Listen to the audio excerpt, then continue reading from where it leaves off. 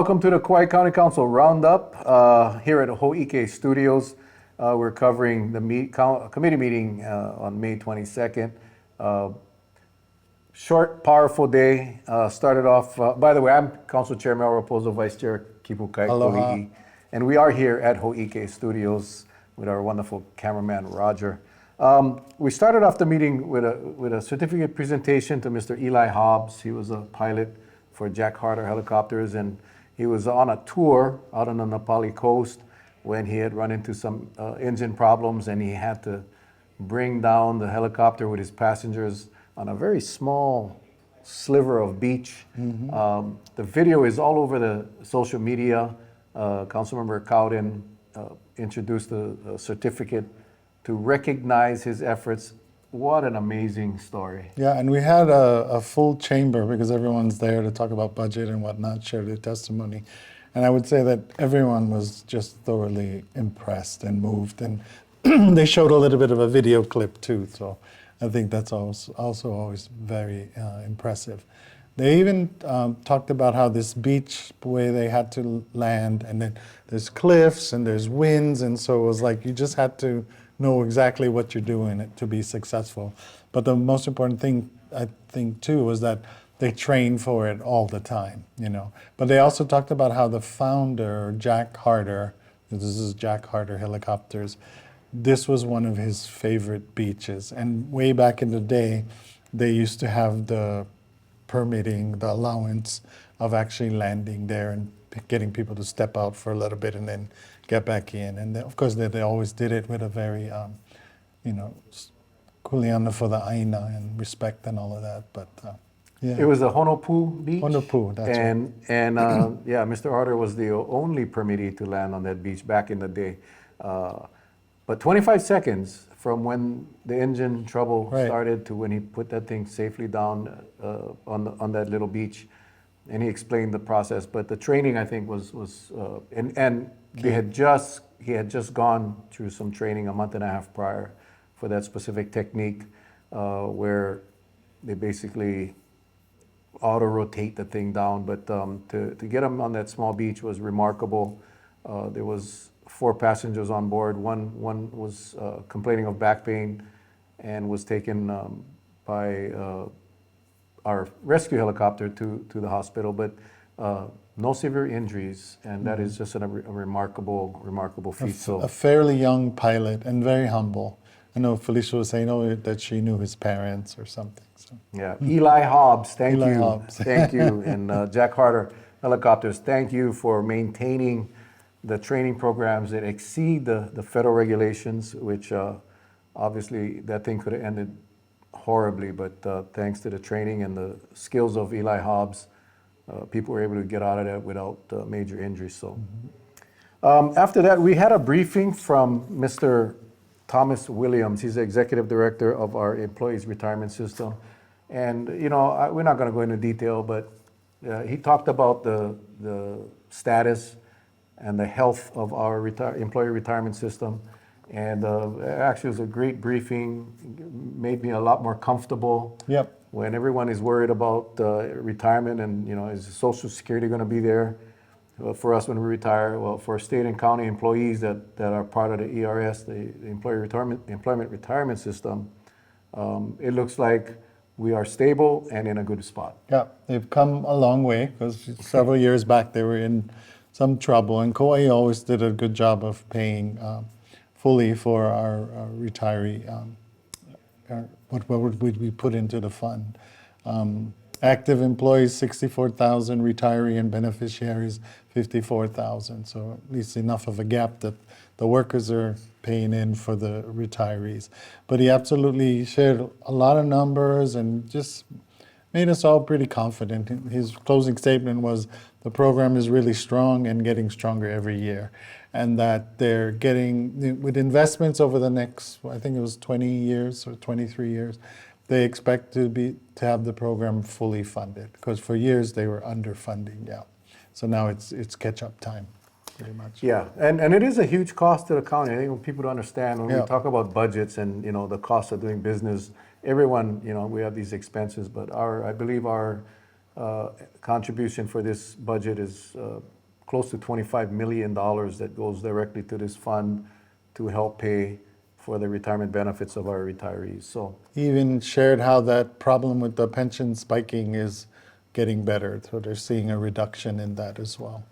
yeah, great job. I was here when he came back in 2016 or 2017 when he just started as the new executive director, and this guy was on the many of the federal regulatory boards as it relates to finance. This guy he knows what he's doing. He put together a really good team, and they're doing a good job for us here in the state. So again, thanks for that. We had two bills. Yep, In committee. housing I'm going to turn committee. this over to our housing committee chair. Yeah, Vice we've Chair. been working on a couple of bills in our housing committee for a couple of different meetings now and have deferred them to continue working on them. The first bill was the preferences bill. The No, credits. the housing credits bill. So creating a residential workforce housing credit program. We've done several amendments along the way to make it a better bill and address some of the concerns some of the council members expressed. One of the last concerns was some kind of insurance that the funds the proceeds that come from these credits, that the entity, the developer that has that, and that will use the proceeds for more affordable and workforce housing. So we did add an amendment that makes that so. After that final amendment, with no more work to go on the amendment, we passed the amendment out of committee with a 4-1 vote. You want to add anything on that one? Nope. Then the other one was the preferences, and we've done a few amendments along the way with that one as well. We had no further amendments. That one basically adds the where you work, where you live, and whether you're an essential worker or not. So 3 additional preferences to the preferences that are already required just to get on that home buyer list. Yeah, you have to be a resident, you have to go through the home buyer program.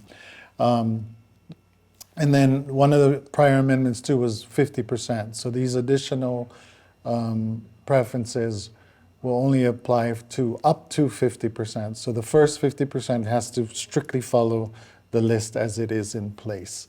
This work, additional preferences, was to give the county housing agency the ability to mimic what some of the private developers can do now as far as the preferences. To try and give people housing who already live in the area or already work in the area. The big benefit to everyone as an island is people are doing less commuting and so less traffic. So just one of them. But that got voted out of committee too. Now, near the end, we did hear some concerns from Chair that he just heard some new information from some other counties. I think it was Maui County and Hawaii County, who both have programs in place and who are both having some issues. So I'm reaching out to them and trying to see what we can learn from them. So potentially I may be asking, as chair of the housing committee, maybe asking to defer if what we learned from Maui or Hawaii Island means we have to do maybe a little bit more work. But I won't make that work happen in the full council because I know we don't want to do our amendments and our work there, but may ask just to go back to the committee the following week and then back to the council the week after. So it would just be maybe another 2 weeks. But we'll know more tomorrow and Monday and Tuesday because I got some meetings set up with people from Hawaii Island and not quite Maui yet, but we're working on it. Yeah, I think the ultimate objective of both of these bills are to get our More local housing. families in Yeah. houses, create inventory, so the credit system will allow these credits to be sold, so these nonprofit developers especially can build more housing. They're Big Island, as Mr. Kualii said, Big Island and Maui have experienced some issues with that, and we're gonna explore that. As far as the preferential or the preferences on the list, the county list is people are on that list, they go through the program, they're successful, they sit on this list, and when a housing opportunity comes up, they go down the list. 1, 2, 3, 4, 5, and so forth. This will allow the housing agency to basically give preferential treatment to those on the list, maybe lower on the list, but live in the area or work in the area that these projects or these housing units will be available. Because we want to see people live close to where they work. We all know the traffic woes of this island. So if we can get more people living near their work, it'll just help out all the way around. Yep. So two good bills, and we'll see where that goes. And then finally, we had the budget. The mayor submitted us a budget on March 15th. After he did his reviews, it comes to the council. We do our reviews.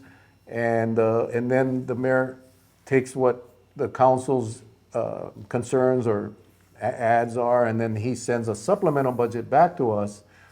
And that was on the agenda yesterday, or on the 22nd of May. And then Mr. Kualii can talk a little bit about what the council tried to do, and at the end of the day, we passed this. Budgets, the amended budgets. Yep. In committee, and then the final vote will be next week, Wednesday. So, Mr. Kualii. Basically, we did our work last week, Tuesday, the day of decision making. And on that day, we voted on 7 different proposals. And then all of that was brought forward in yesterday's meeting. And people came and testified on that as well. The biggest one being the real property tax proposal. We'll talk about that last. We'll whip through some of the others. And then, like Chair was saying, the final vote will be next week. So there'll be yet another opportunity for folks to participate.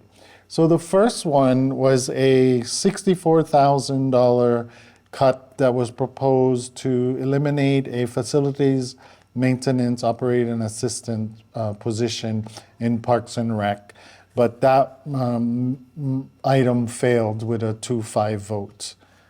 Cuts take 4 votes and adds take 5 votes. The second one was a cut and add of $150,000. The $150,000 went to this was from you, Chair, the performance audits for council services. And the $100,000 came from other services, ag, and $50,000 came from grant and aid workforce, both from the Office of Economic Development. That passed 6-1. So only one person voted against you, Chair. The third one was the housing agency's budget. Was proposed to reduce the $500,000 or $500,000 budget for the homeless grant and aid program. It's a new program. And it was to reduce it by $400,000, so just leaving $100,000 in that budget. It was a close vote, 3-4, but it still failed. So it remains at the $500,000 level for them to do this new program.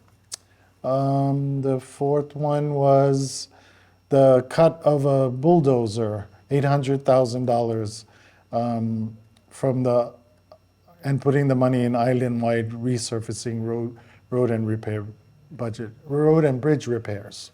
So that also did not pass with a 3-4 vote. So another close vote.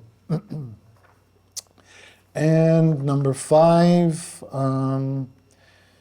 was a big one, $5 million, coming out of the reserve fund, which was kind of like a no-no for a lot of us, and going to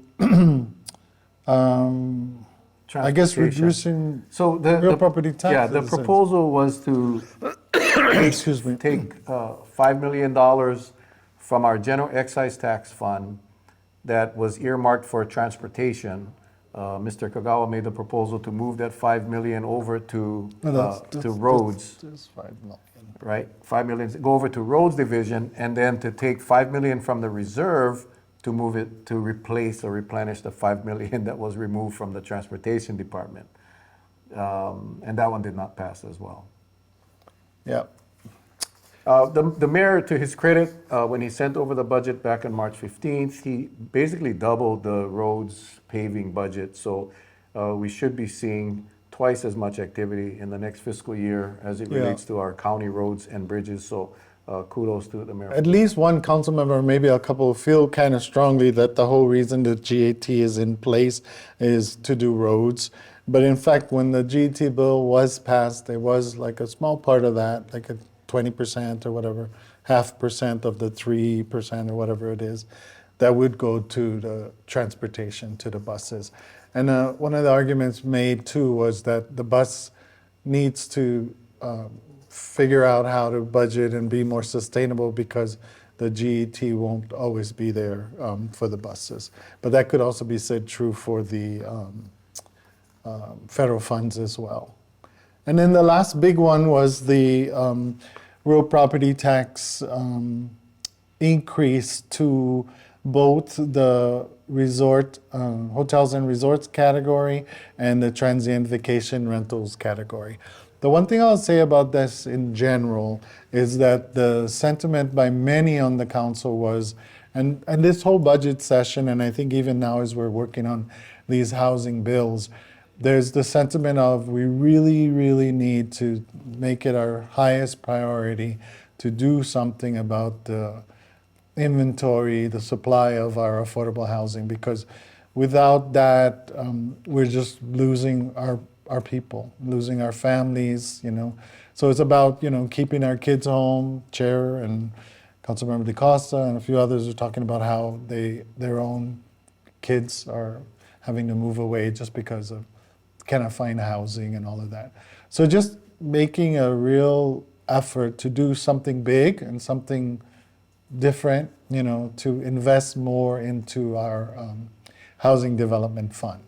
So this you know, raises the taxes. The mayor has already increased the taxes on real property tax on the vacation rentals to bring them up to the same level of the hotel and the resorts.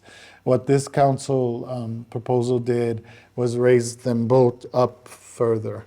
Now, when these proposals come forward, they come from one council member without any of the other council members knowing because of the Sunshine Law. And we saw this bill, we saw this for the first time on Tuesday. But because it's such a serious matter, I think we spent a long time deliberating and we came to a place where we actually had 5 votes to get this passed. And it's a really bold move, but we feel like we have to do something. You know, it ultimately raises an additional $7.5 million for our Housing and Development Fund to be invested into housing. And, you know, we already do a pretty good job with the 80% and lower, the very low income, because of federal support, federal funds, and federal tax credits. But it's that gap housing that some of it calls it, or others call it workforce housing, which is from the 80% to 120% AMI, which is just almost at market, but just below market, which, you know, is basically the houses that a lot of our people need available because potentially, even with a struggle, that's what they can afford. And without it, then they're for sure moving away. The one thing too is I did add for the vacation rentals. I wanted to also for the hotels and resorts, but it was kind of complicated and Real Property advised against it. But I added tiers, and basically what the tiers does is gives 3 different rates for values of the property, so the assessed values. Now everyone, if you're in any tier, gets the value of the lowest rate from 1 million and less. And then if your property is valued above that, then you pay the difference at the second higher rate. And then if it's even higher than that, then you pay the difference at the even higher, the highest rate. So the middle rate is what was set at $11.75, which is the same as the resort rate. And then the highest rate was set as $12.20. Those categories with $1 million and lower, $1 million to $2.5 million, and over $2.5 million values, the first group is 40% of our property owners. The second group is 50% of our property owners. And then the highest group, which is paying that highest rate, is only 10%. So again, that 10% is only paying the difference, the highest valued amount, the part that is over $2 million at the higher rate. In the end, Chair, you did a lot of analysis too on the type of impact it has on different properties and all. I thought that was really valuable. Yeah, let me just start with the hotels, because when you look at the increase for the hotel and resort class will generate about $3.7 million. The increase to the TVR class will generate over $4 million. So the impact to the TVR group was a little more higher, but there's a lot more units in the TVR class. But I wanted to make one point, because I think the TVR operators were strongly opposing this. But when the mayor sent over his increase in the TVR class to bring it up to the hotel resort rate, that a lot of those, 40% of those units are $1 million and less. I mean, we have a lot of our local families in there. So Mr. Kualii, when he tiered it, he lowered the tax rate for that first tier. He lowered it so that first tier, all the TVRs that are assessed at $1 million or less will have a lower tax rate than the hotel resort. When you add them all up together, Mr. Kualii's proposal, which passed yesterday, is going to generate less revenue for the county than the mayor's initial proposal. And I think the TVR opponents didn't realize that in fact, this amendment that Mr. Kualii put out is saving the TVR industry tax bills because of that tier 1 rate, which a large part of our owners sit. It's less of an increase, so with the 3 tiers. Yeah. But when in the hotel and resort class, you have all of these room nights that you could pass it on. And I did the analysis for 6 of our properties. And the 2 major properties, the one hotel in Princeville and the Grand Hyatt, which maintain relatively high occupancy rates. But if they were to pass on the increase to their room nights that they have available to sell at a 70% occupancy rate, which is the average throughout the year, the impact per night would be about $2.50. That's it.